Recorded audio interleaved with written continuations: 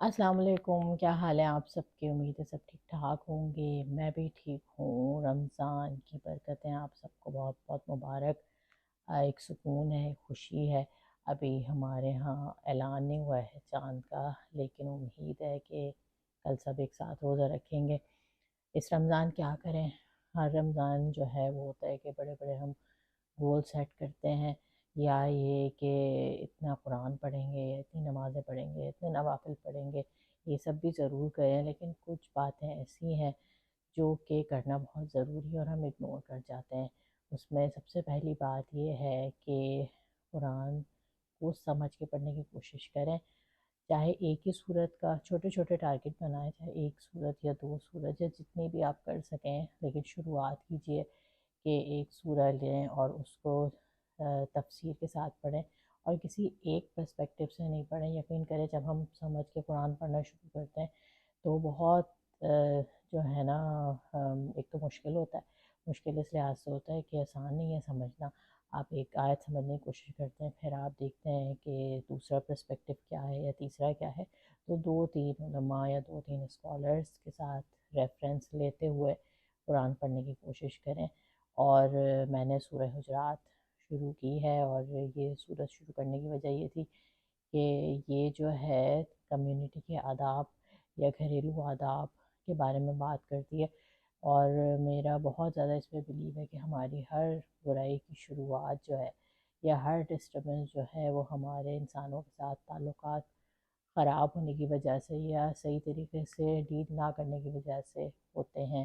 تو ہوتی ہے پرابلم جو بھی ہوتی ہے، تو یہ ایک وجہ ہے، اور میں شروع کر رہی ہوں، میں پڑھ رہی ہوں اور میں سمجھنے کی کوشش کر رہی ہوں۔ ہاں، کچھ موٹی آپ لوگوں کے ساتھ بھی شیئر کرنے کی کوشش کریں گے، لیکن یقین کریں آپ پڑھتے ہیں تو آپ کی آنکھیں کھلتی چلی جاتی ہیں۔ تو ایک ہی صورت کا چاہے ٹارگٹ کریں، لیکن سمجھ کے پڑھنے کی کوشش کیجیے۔ دوسرا یہ کہ اندر کا کوڑا کرکٹ اٹھا کے پھینک دیجیے، اور اندر کا کوڑا کرکٹ وہ ہے کہ جو دوسروں کے لیے بہت کچھ جمع کیا ہوا ہے، یا جو بہت ساری چیزیں جمع ہوئی ہیں جو مستقل تنگ کرتی رہتی ہیں۔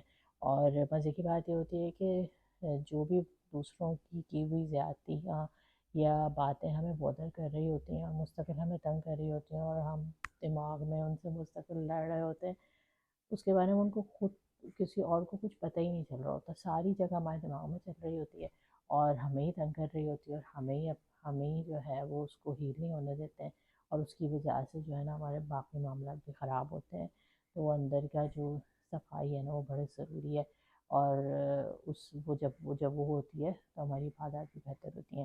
تیسری بات یہ ہے کہ کسی کے ساتھ اگر بگڑی ہوئی ہے تو بنانے کی کوشش کریں۔ کسی سے بہت قریبی رشتوں سے خاص طور سے اگر بات چیت ختم ہوئی ہوئی ہے یا جھگڑے ہوئے ہیں یا کچھ ایسے مسائل ہیں جن کی وجہ سے ملنا ملانا صحیح نہیں ہو پا رہا، تو یہ بہت ضروری ہے کہ اس پہ کام کیا جائے۔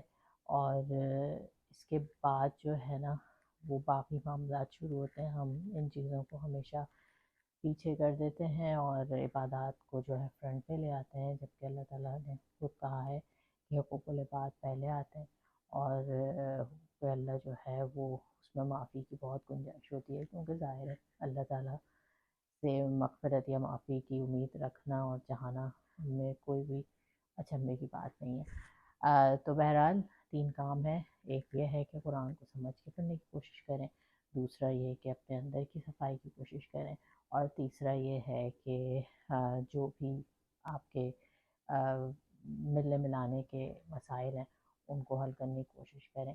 اللہ تعالیٰ اس مبارک مہینے کی بدولت ہم سب کے گھروں میں، دلوں میں، خاندانوں میں برکتیں لے کر آئے۔